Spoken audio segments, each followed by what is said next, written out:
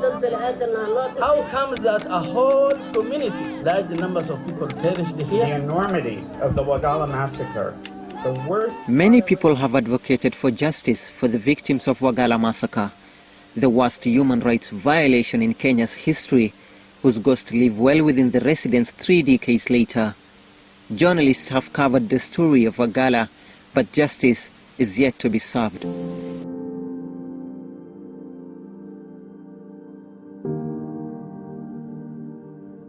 Many families have been left traumatized, some orphaned, and nearly everyone here has a missing loved one. My name is Isadin Haji. I am a journalist from Wagalla County, and this is the Ghosts of Wagalla.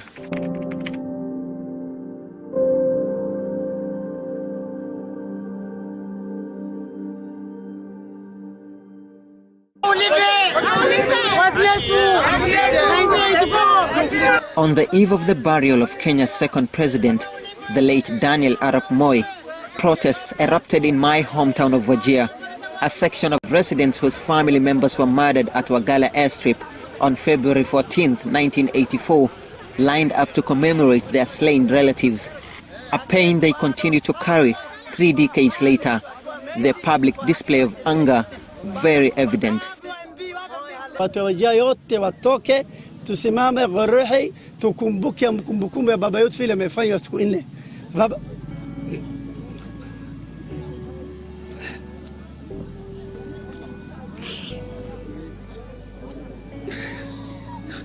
watu walifanya unyama asubuhi mpaka siku 4 ungua kula alalishwa chini walakini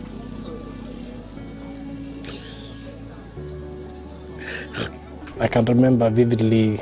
I was going to school in the morning that it happened. Jugbaro Primary School, which is in the heart of Bula Jugbaro. In the morning, as we were heading to school, we saw so many soldiers who were rounding up people. By then, we did not know that something bad will happen. In this bloody runway, 9 miles from Wagalla town, men believed to be from the Degodia community were stripped naked, forced to lie on this rough airstrip under the scorching sun without food or water before they were murdered in cold blood. The number of people who lost their lives on that eventful is a disputed subject. According to Annalena Tonelli, a social justice activist who was present during the atrocity, 1,000 people were killed. Locals believe the number is as high as 5,000 people. Jogo village houses hundreds of Wagalla victims. Abdiloho is now disabled. He was one of the survivors of what is termed as the worst massacre recorded in Kenyan history. Injuries he sustained in that airstrip are clearly visible. A lot of people died. It's uncountable, but thanks to God, I managed to escape. Annalena rescued me and took me to a safer area. Well, this is the state of so many victims of Wagalla massacre. It has been so many years since the atrocity has happened, yet they don't have access to clean water, decent housing, and still they're suffering. A day is nearly a century old and lives alone within this village. Most of our family members died, some perished in Wagalla. Her lips are always wet with the names of her family members who were killed during the massacre. My heart splits when I remember anything about Wagalla massacre. I do think deeply and feel depressed.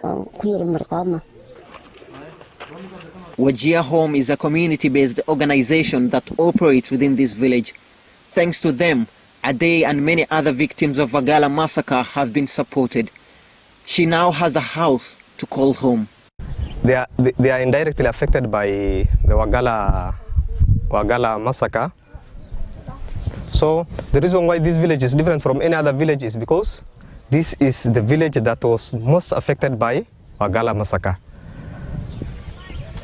it has been a cycle of poverty from one generation to another. Zainab Abdullahi's husband was among the men who lost their lives in Wagalla. Her orphaned daughter, who was barely 23 by that time, agreed to speak to us about what she remembers. Nyumba zimeshomwa, watu walipigwa, baba yangu pia alikufa hapo, hata mpaka sasa hatujaona maiti yake, hatujaona chochote yake, hata kitambulisho yake hatujaona. Mpaka sasa hata mili yake hakuna tunaweza kusema ati alikufia mahali fulani. Kwa hivyo tuko na huzuni sana tukisikia kama mambo ya Wagalla.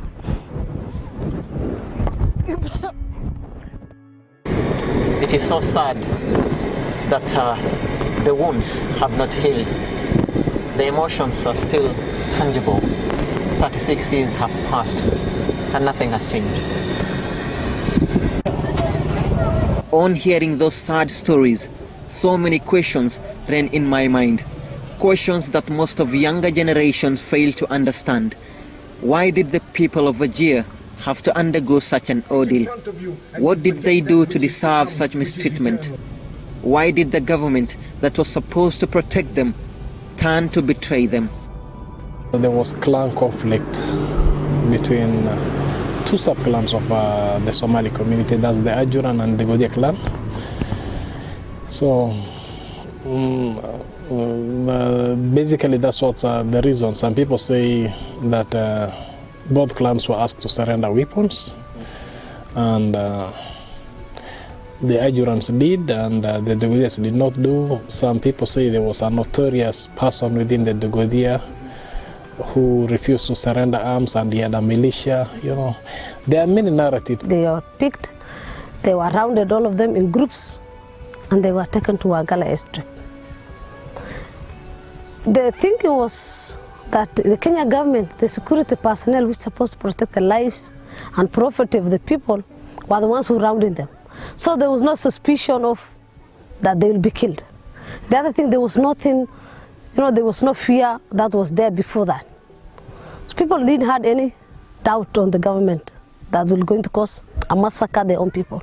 So they were rendered, they were taken to airstrip, they were stripped naked, they slept on their belly from 10th to 14th. It wasn't a solution because some of the people who were killed in the Wagalla airstrip were civil servants. Some of them were students. Some people were innocent, the real culprits or the people who were the militia were not apprehended. They were not taken to the Wagalla airstrip. The people who suffered are innocent, really. Like the women who were raped and who were tortured. Why torture a house? The government has got mechanisms of solving conflicts other than using that crude way, of burning houses, killing people, torture,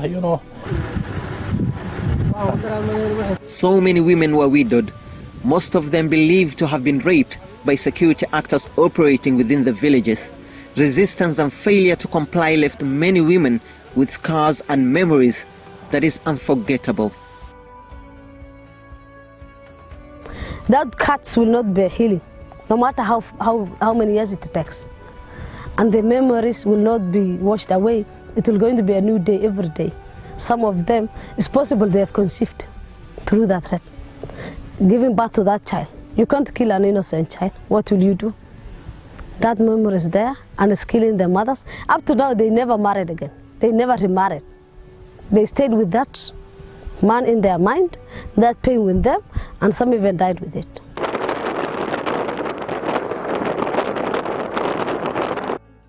Wagalla, which is one of the oldest towns, looks like a deserted village. The town lacks access to clean enough water and a standard health facility. In this well, where livestock and people get water to drink from, I met Abdelkader Diiso, a herder. Abdelkader buys fuel daily to pump water from the well using this generator so that his livestock can quench their thirst. Most of the wells in this town have been abandoned because they have dried up. Most of us travel miles to get access to these wells with water. Abdelkader is among many herders in Wagalla going through water challenge. It hardly rains here and the wells are quick to dry. We don't get any help from the county or national government. We use our own money to buy water. Wagalla Health Center is less equipped and lacks enough skilled workers to operate the facility. This 95-year-old woman, who's ailing from severe pain on one side of her body, was not able to get the right medicine to relieve her pain. I did not get the right medicine to relieve my pain. I was told that there was no medicine to treat my current condition. It's 56 years since Kenya attained independence, yet the people of northeastern Kenya lack proper infrastructure and teachers to improve its education standards. One thing that makes most of the residents in Wajir, Garissa and Mandera feel that they are lesser Kenyans. Walimu yote wamechukuliwa na wamepelekwa Nairobi. Na ile mtu alisema leteni hiyo walimu na hii mama ambayo ya TSC ambayo inaitwa Masharia. Anasema kujeni Kenya na sisi pia hapana wana Kenya. This airstrip was ever since abandoned. Going in this airstrip, this is a place that carries heavy emotions of pain and anger, a place that signifies betrayal and cruelty. In English they say, departure is a wound no one can heal, you know, and it leaves a scar, you know, that is still visible and indelible. Compensation is just a way of trying to heal that trauma. It is just a way of trying to acknowledge that this thing happened, but it won't remove that wound, you know, it won't heal that wound, or it won't remove that scar from that wound that was created. I can remember Tutsi and Hutus, how they were killed, the killing. That even brought the healing. One community of 5,000 persons can be healed if the Kenyan government is willing. Yeah, they admit their mistake. They say we are sorry, compensate the people. Once they apologize, admit, compensate the people and bring justice to the book and then put in the national archives. You know, we want our and my son, this small boy, to learn. There was something called Wagalla massacre and his great-grandfather died.